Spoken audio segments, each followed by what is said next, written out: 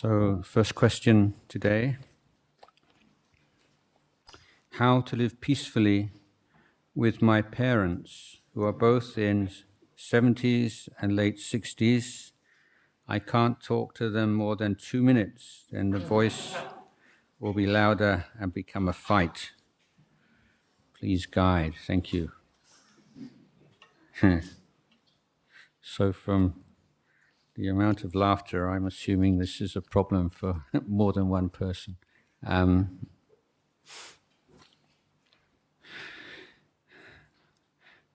Yeah, I think that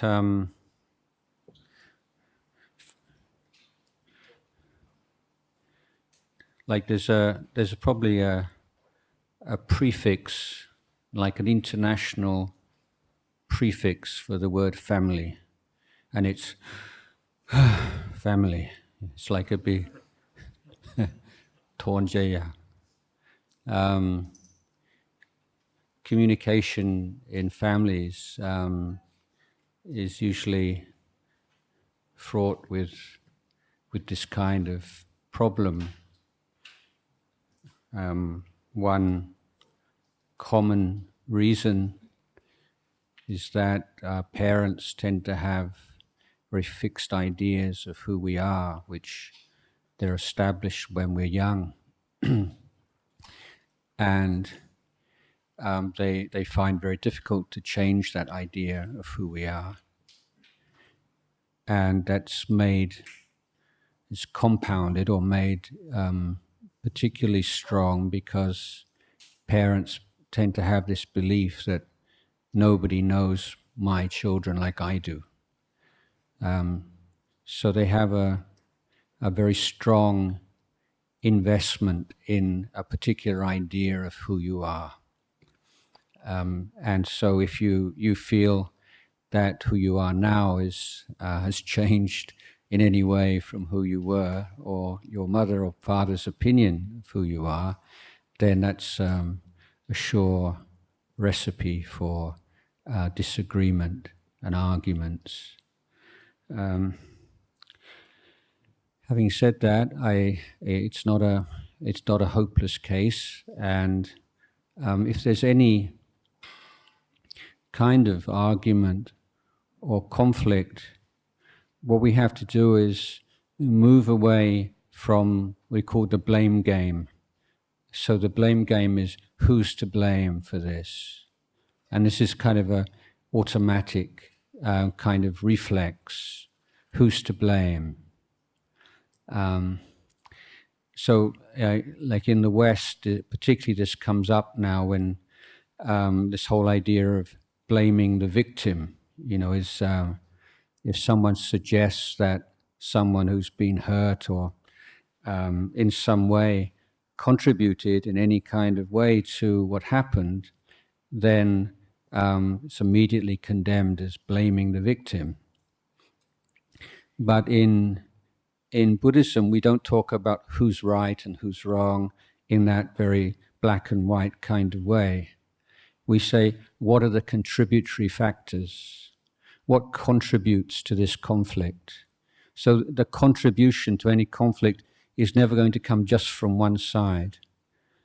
And so trying to look at this, what the kinds of things are the particular trigger points that tend to bring up this arum very easily, and what is contributing to it on their side, on your parents' side, and how are you contributing towards it through your attitude, your words, your actions, because unless you can see your own contribution to the problem, then there's not going to be any resolution of it.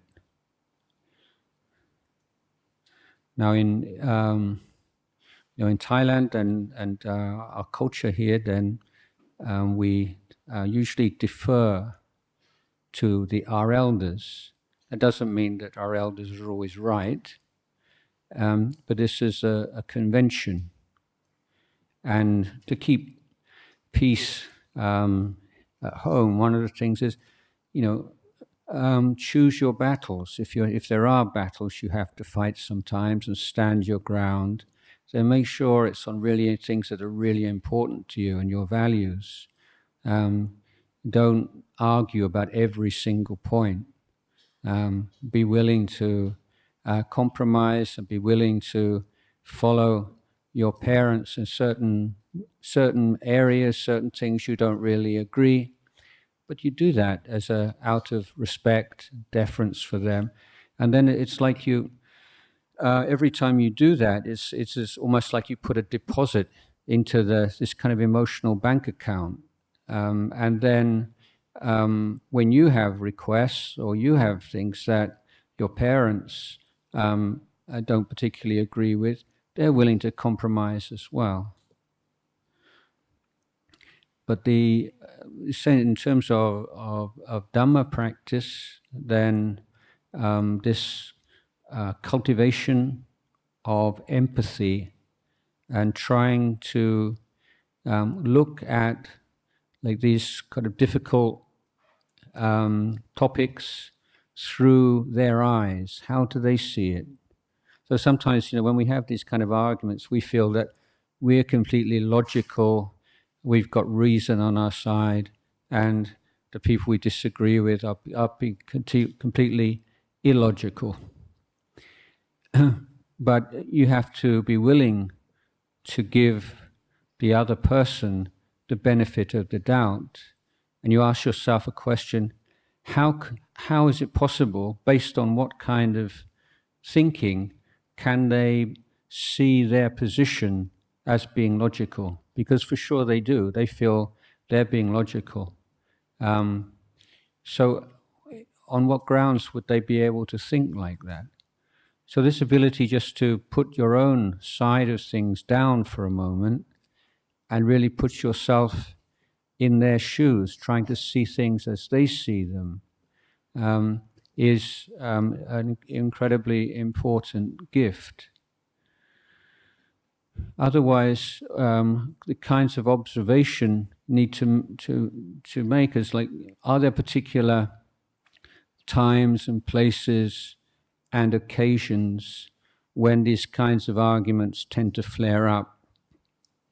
And often, if either side is already tired, a bit stressed out, something on their mind, then those are danger times when you need to be extremely mindful, because our restraint and our care over how we speak tends to decline when we're tired or we're stressed out.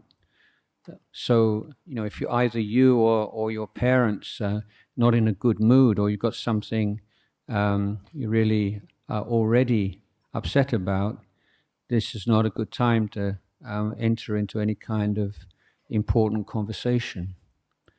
So this mindfulness is know what's going on in your body and mind right now. And if you're going to have a conversation with your parents about something important that often leads to disagreement, then the sense of time and place, what we call gala tesa, is really important to determine.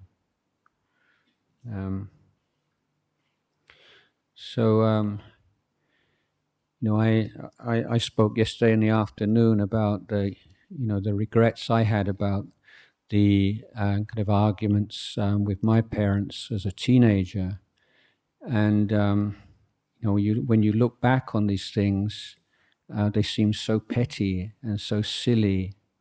And be having that humble heart and that good grace just to give way sometimes, just to please your parents, and to, if it's not something immoral they're asking you to do, if it's just something you just don't particularly like, then should at least be able sometimes to give up your likes and dislikes for your parents' peace of mind. As I say, if they're asking you to join in a expedition to rob a casino or to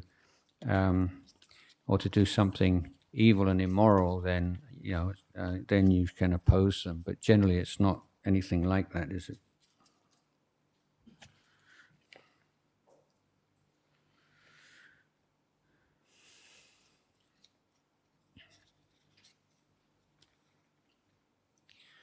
I'll leave that one for a moment.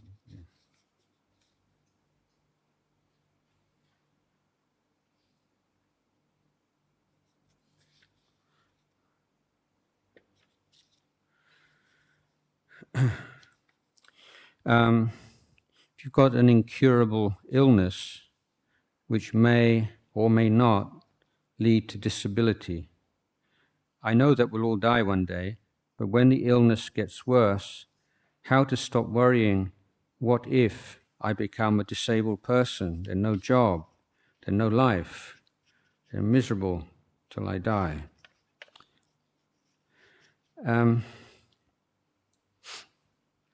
The point I've made a few times now is that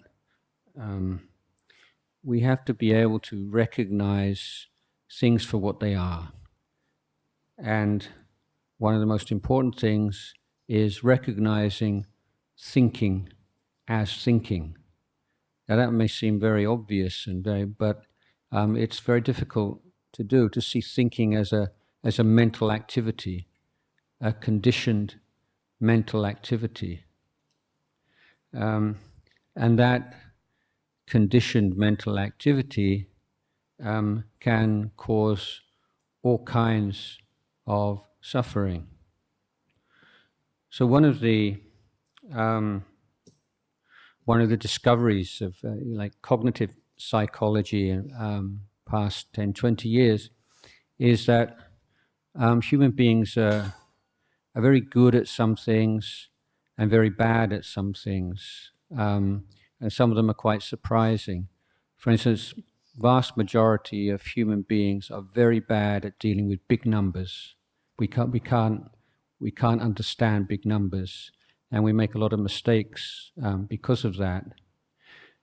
We also we're not very good with statistics.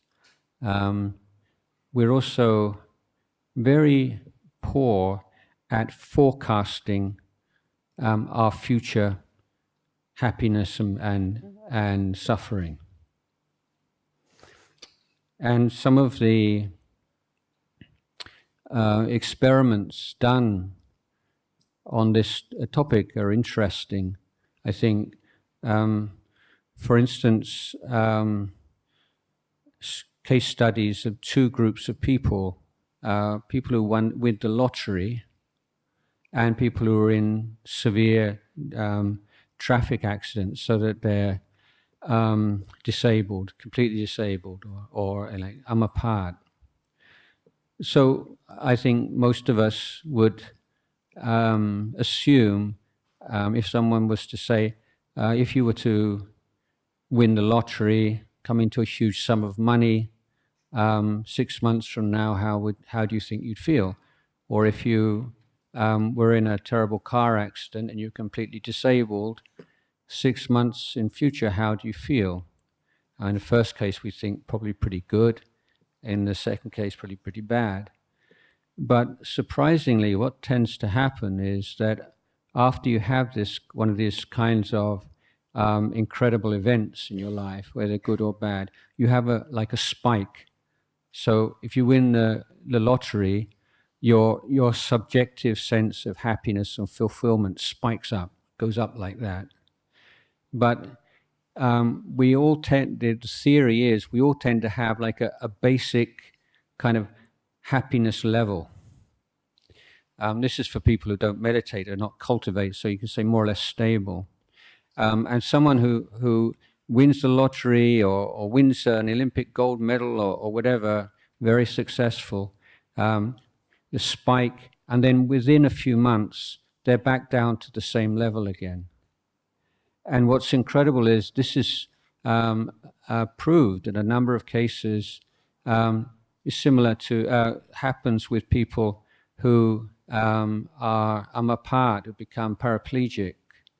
They go through this very dark, very black period.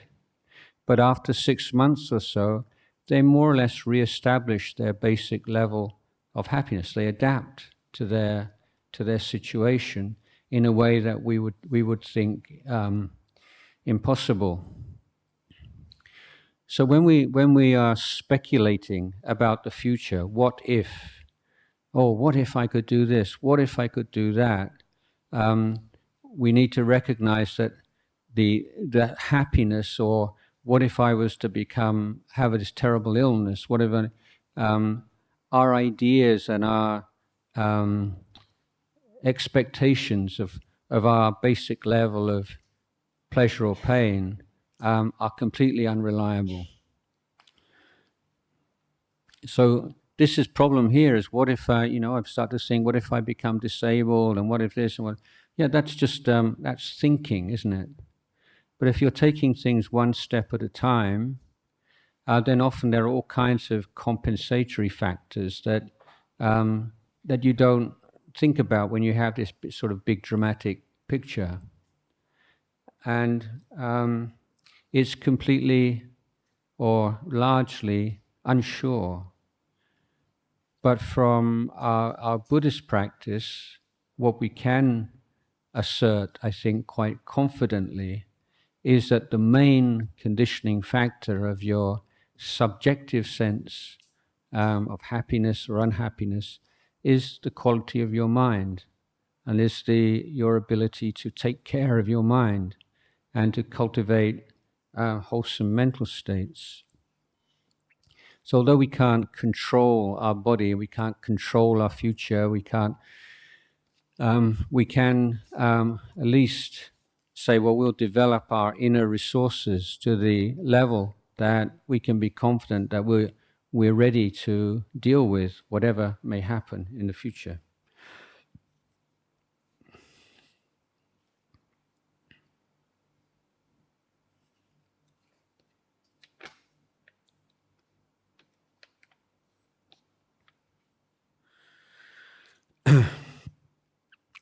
Some people say you need to have suffering to understand Dhamma. Can you please explain? Well, this is one of those kind of statements which you have to pull apart a bit. The Buddha, pointing about the different kind of faculties and spiritual maturity of different people, says that some people can actually be leading a very happy life, successful life, and yet hearing the Dhamma and hearing about suffering and hearing about old age and sickness and death and the human condition generally is enough to give them that kind of inspiration to practice the Dhamma. So they are hearing and reflecting on the suffering of the human condition generally, not their own suffering. And that's enough for people who have quite advanced faculties. Then there are people who hear about a relative or a friend who's got some terrible illness or has been in an accident and so on and so forth. And then that's enough. It just wakes them up. And, what's this all about? What are we really doing with our lives? What does this all mean? Why do bad things happen to good people? Why do good things happen to bad people? You have all these kind of questions come up. You start to wake up. And that can lead you into Dhamma practice.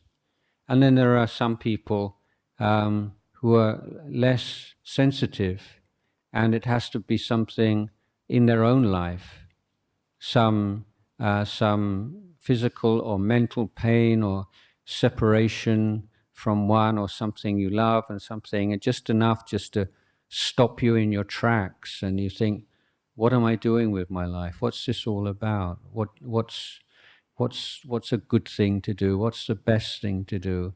So all these questions about the meaning and the purpose of our life coming through some pain and suffering that we experience ourselves. So people have different faculties, different levels of sensitivity. Some people merely reading a book on Buddhism and analysis of the human condition is enough. Other people, it has to personally affect someone you know and love or respect or friendly with. And then there are some who have to have some serious difficulty or setback in their own life. And there, of course, there are many people who, even when that happens, are completely uninterested in Dhamma and just completely committed to a heedless life.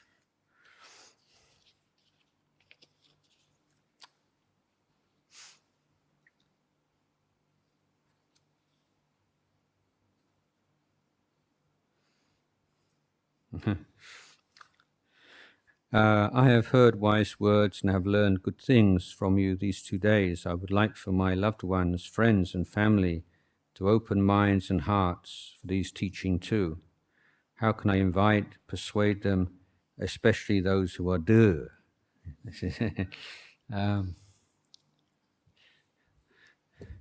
Yeah, so one of the things that attracted me to Buddhism, when I was a teenager, particularly was,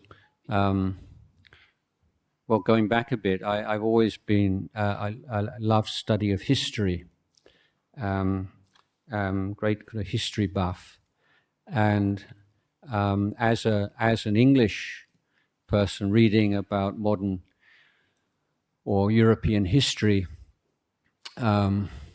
then I find very difficult to understand how I could maintain any faith in the religions that were around me, and particularly reading about the missionary efforts around the world and the extent to which these were combined with military and economic and political pressure to try to change people's religion, have them convert to Christianity, or so this happens in Islam.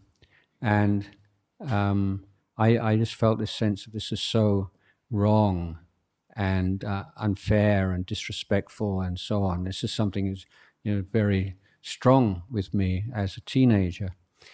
And the amount of violence done in the name of religion and the amount of deceit for me was shocking. So when I came across Buddhism, I found that Buddhism is a religion that does not promote the idea that converting other people to Buddhism is a good thing. I was, wow, that's incredible. And it's the emphasis that each and every person has to come through their own volition, their own will. And then as a monk, discovering that even as a monk, we're not allowed to teach anybody who does not ask to be taught. So this is enshrined in the kinds of ceremonies we have. Before I give a Dhamma talk, there's this official chant of invitation. Give precepts, you have to invite me to give the precepts. There's never just a monk saying, I'm going to give you the precepts, or I'm going to give you a talk. And monks can't just go up to somebody and you sort of give them a book, or tell them, have you heard good news about Buddhism, or things like that, or knock on people's doors. And my mum, in her house, she is so irritated with these missionaries, like Jehovah Witnesses, who come around people's houses in England. And she always had this big photograph of me by the front door. So when these people knock on the door, I just show them a photograph. We are Buddhists. And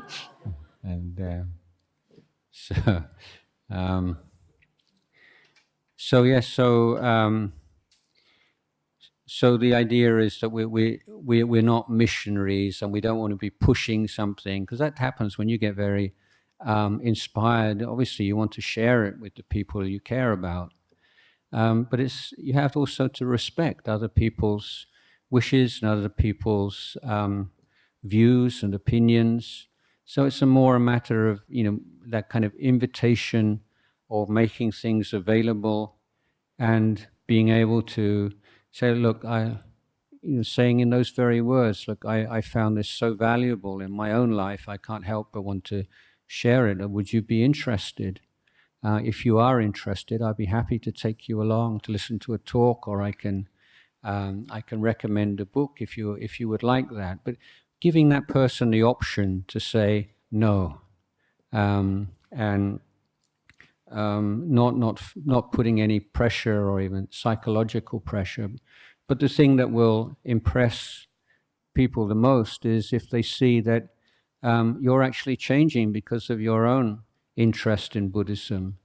If you're calmer, kinder, you're generally more patient, and all these sort of good qualities becoming apparent to the people around you. You see people see changes, say, oh, maybe there's something in this after all. So that's the idea of like invitation, and being willing to go out of your way to provide opportunities for people, but be really sure that they do have at least an initial interest. Don't be too pushy. I know some people, they want their husbands to to get interested. So every time they go in the car and they put on one of my Dhamma talks, and then you see the husband sees me and he's like, I have to listen to you every day, every time we get in the car. It doesn't really work by osmosis like that. You sort of it doesn't.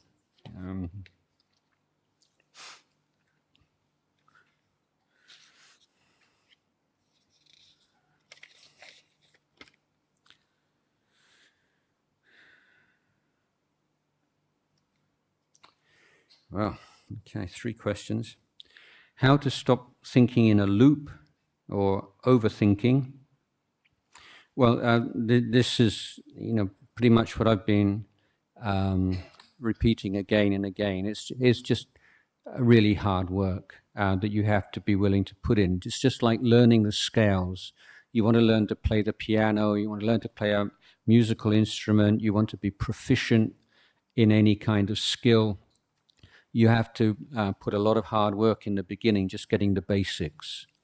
And the basics of spiritual development are developing that sharpness of mind. As when you start on that like overthinking loop, you're right there at the beginning, and you can just let it go, and developing that kind of skill. So this is not mystical at all. It's basically like learning the scales on learning how to play an instrument.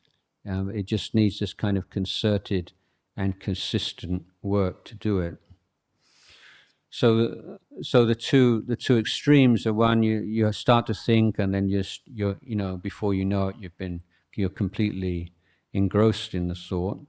And the other is you just try and stop it and repress it and fight against it. Neither way is very successful. But when you recognize this is a thought, that's what it is. It's nothing more than that, nothing less than that. It's a phenomena. It's just a thought. It's not who you are. And you recognize it, and you just then gently put it down.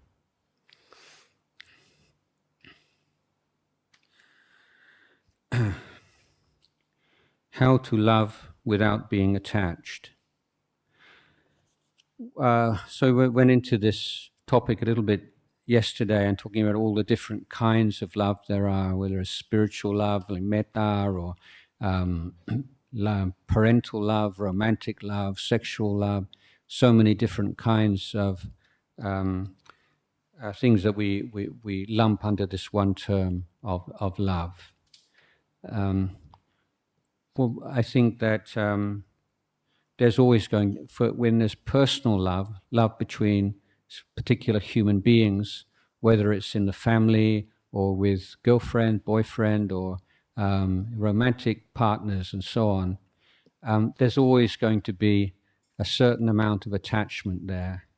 And particularly the love that a parent has for a child. We think of a parent-child relationship. Well, don't think that it's like an equal way thing. The attachment of the parent to the child is so much stronger that and it never goes away.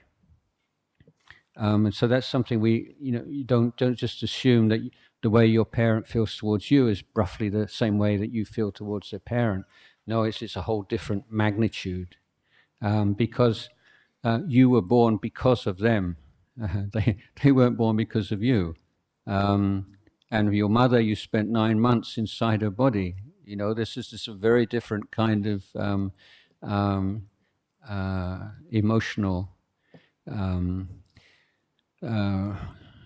relationship that parents have towards the children.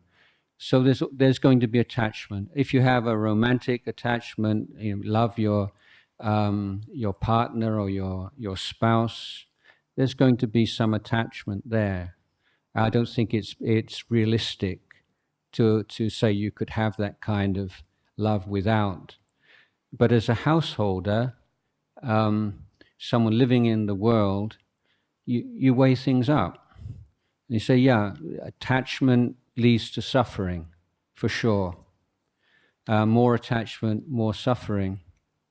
But weighing it up there, the pros of that kind of love outweigh the cons. I think you should go into it with your eyes open and say, yeah, this relationship is going to cause me some suffering. It's not going to be all happiness. Even the best, closest couples, I think would agree to that, just through the very nature of attachment. But what you can do is to, as I suggested yesterday, these kinds of reflections are on old age, sickness, death, separation, just to make this just a part of the way you understand yourself and your relationships in the world, has a very maturing effect. Because attachment gets very strong. I don't want to think about that. You say, well, one day, you're going to be separated. One day you're going to die. You say, I don't want to think about it. I don't want to think about that. It's morbid. It's depressing. But you have to just push yourself a little bit and be willing to accept that. And with parents, again, there are certain amount, certain level of attachment, which is, I think, impossible, let's say, to let go of. But we make it so much worse, like the parents who want to protect their child from every single possible kind of suffering, or even every kind of possibility of suffering. And then it becomes too much, what they call helicopter parenting these days. And that kind of, everything about my child, and every single up and down at school becomes a major family crisis. So, being able just to allow your children to make mistakes, allow your children to suffer a little bit, because that's how they grow, that's how they become fully rounded human beings. So attachment will always be there, but there's a lot of unnecessary attachment that we can let go of, would be my view on this. Should we have kids if we aim for nirvana? For the very highest levels of practice, say realizing arahantship in this life, then the celibate life is definitely best. And that's why we have, it's one of the pillars of the monastic order. But at the same time, there have been householders, men and women living in the world, raising children, who have realized at least stream entry, the first level of enlightenment, that's the major jump, that's the quantum leap from the unenlightened level to the first level of enlightenment. That's the key one. Because that first, what we call quantum leap, means that it is no longer possible ever to go backwards, to regress. And it's impossible to be born in a lower realm ever again. And it is inevitable that within 7 lifetimes at most, you will realize complete enlightenment. So this is what's called entering the stream. It's like you're entering a river, and whatever happens, that river will take you to the sea at one point in the future. So that is incredible achievement, and many over the years, many men and women have realized that that level, living in the world, and raising families. So raising kids makes it a lot more complicated, and as I say, it creates certain attachments that are kind of difficult to deal with, but it's not a complete, it's not because you have kids you can give up on enlightenment. It's not that serious.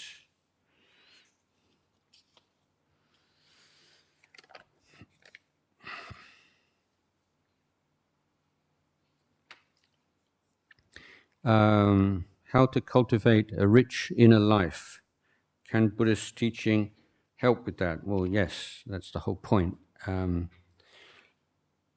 So, it depends also what do you mean by a rich inner life.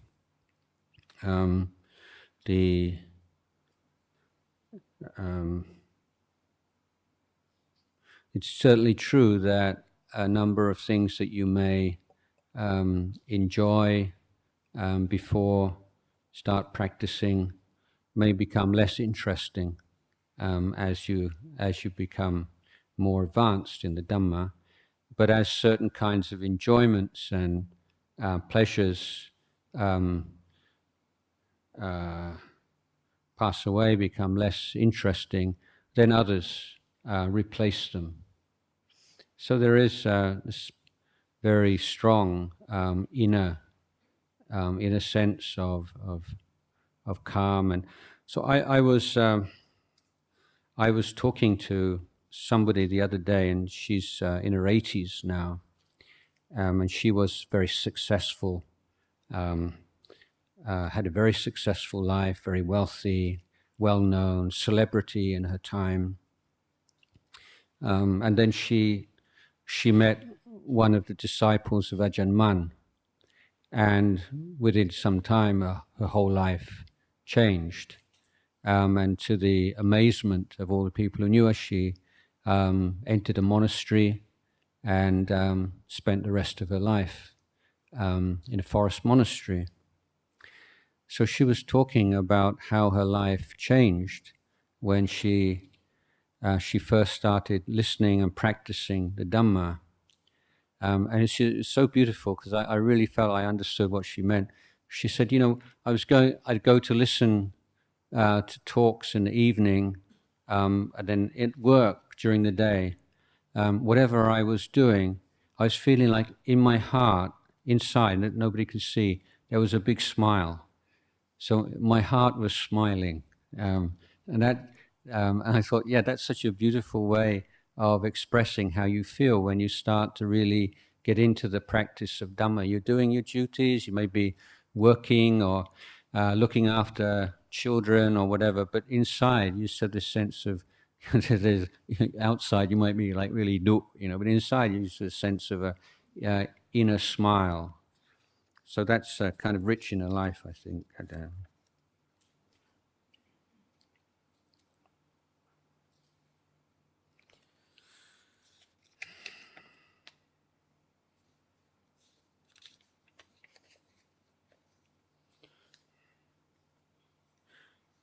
Okay. what is your purpose in life? How has it evolved over time? Well, since I was teenager, my goal, or the thing that I wanted above all else, was wisdom. I wanted to be a wise person. That was my dream. But it's very hard to pin down what wisdom means. Particularly in the West, the word's used in very kind of imprecise way. And if you look up this kind of wisdom stories and wisdom in books, and it doesn't seem to me very clear. So the idea that I came to was that the way to cultivate wisdom is to have as many experiences as possible. And so I became a kind of a cultivator of experience. So I left home at 17 and hitchhiked and took cheap buses all the way across Europe and Asia to India. Then after my money ran out, I read a book, a Buddhist book, about the sermons of a Zen Master given to his students, and it really struck me. He said, if you're practicing purely. So I was interested in Buddhism by this time, and so on. Then never worry about where your next meal is coming from and where it'll just come by itself. So I thought this was just such a cool idea. So I thought, I'm going to see if I can travel. I was in Pakistan. And see if I can travel from Pakistan to England with no money. So I didn't have much money anyway, but I kept $10. I put a $10 note in my sock and set off from central Pakistan, hitchhiking. And hitchhiked through Pakistan and right across Afghanistan, which was really hairy, and lots of adventures, and some of them very dangerous. And then hitchhiked all the way across Iran, again, pretty dangerous and lots of adventures. And I got to Turkey, and not only did I have no money, but I lost my passport. I had to go back, and lots more adventures, and then ended up living with a family in Tehran and saved money and went back to India again, and lived as a kind of a yogi in the mountains and in the desert for a while with some Hindu teachers, and so I had so many different experiences. But while I was traveling, I met other people who'd had even more kind of incredible experiences than me. And I realized I got it wrong, that experience, even kind of weird and wonderful and incredible experiences, they don't necessarily lead to wisdom. There's not this kind of inevitable process, but wisdom, experience leads to memory. That's all. And I met many people who had developed certain prejudices while they were traveling, and then after that, every new experience was just put into these little boxes that they developed. So they were not open to anything new. And I found this particularly true when people travel as couples. I think that's the most dead way to travel. If you're going to somewhere new, is you go with two of you, because you just kind of feed into yourself all the time and reinforce your prejudices. So I like going by myself. So I realized that experience was just one. I mean, some of the things I put up with and some of the things I did, and I'd always think, wow, this is a real experience. This is my kind of this feeling I made a profit because I'd had a special kind of experience. So as I got more into Buddhist teaching, then I realized Buddhism teaches that wisdom arises from a clear understanding of ourselves, our body, our mind, the world we live in, and that the mind in its normal untrained state is not yet a good enough instrument by which you can develop this kind of understanding. So the training of the mind is absolutely essential to the development of wisdom. So this is what led me into more emphasis on meditation and Buddhist practice, and eventually to become a monk. But in short, I think that how I would summarize, Buddhist view of the purpose of life is this is very simply to create and to cultivate happiness and benefit or welfare for yourself and for others. So these two aspects, leading a life in which you are happy and peaceful and wise and fulfilled, but also doing your best to promote those values in the society in which you live in, and try to improve the society in which you live in. And I found that to fulfill both those sides of my aspiration, then life as a monk provides the best possible vehicle to do that, both in providing the supportive conditions for my own cultivation, but also to give a grounding and an opportunity to help others.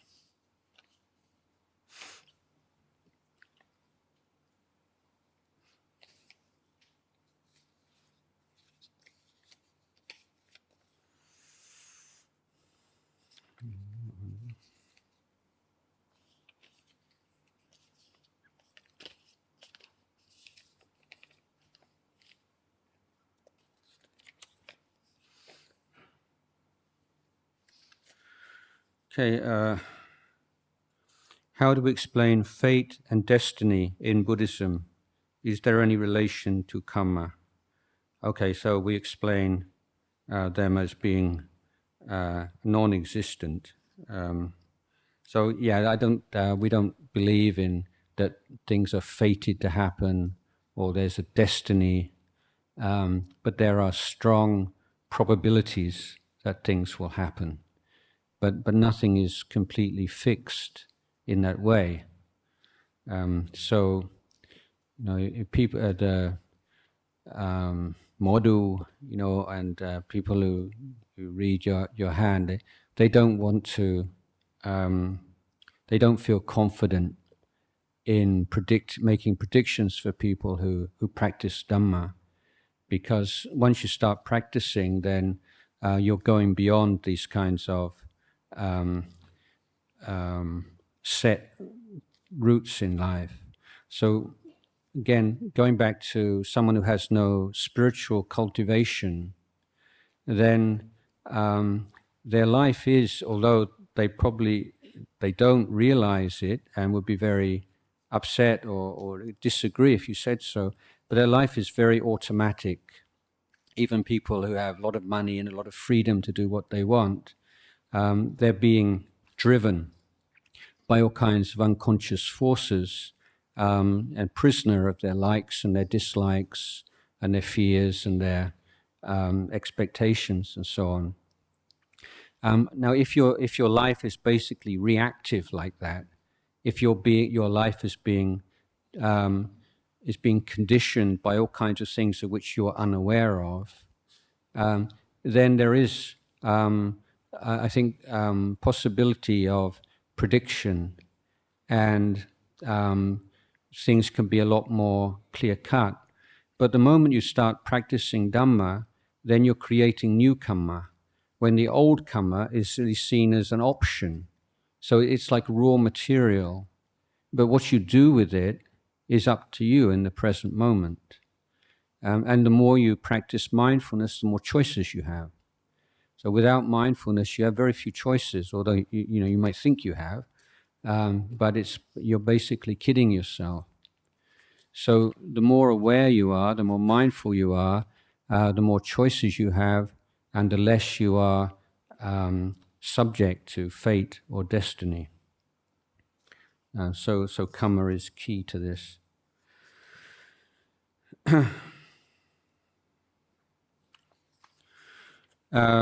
What are your thoughts on the LGBTQ? This list seems to get longer and longer, isn't it? If you're a part of it, how should you come out to your family, if at all? Yeah, I don't really have that many thoughts. I mean, I think that one of the great strengths of Thai society, and it's been obscured a bit now because of Western influence, but there can be no more society in the world which is open to diversity as Thai society has been. And the growing up in the West, where even when I was young, someone who would be gay or any LGBT, it's physically dangerous to go outside or go into town or go out anywhere. Very likely to get physically attacked and people abused and treated dreadfully for being different. This incredible fear of someone who's different. And I would say in Thailand that there's very little of that. And what there is I would say, is the product of cultural influences from other countries, from other traditions, religious traditions. So as a monk, then I speak in favor of the precepts, and the third precept of refraining from sexual misconduct. This means honesty, integrity, kindness in sexual relations. And so if somebody is committed to a relationship, whether it's heterosexual, homosexual, bisexual, etc., the principles remain the same. You treat that person, whoever he is or she is, with respect and kindness, and you don't cheat on them, you don't deceive them. So for me, that's the important point, not the sexual orientation of the person, but the kindness and integrity with which we conduct our intimate relations. So I don't think that there's anything inherently bad in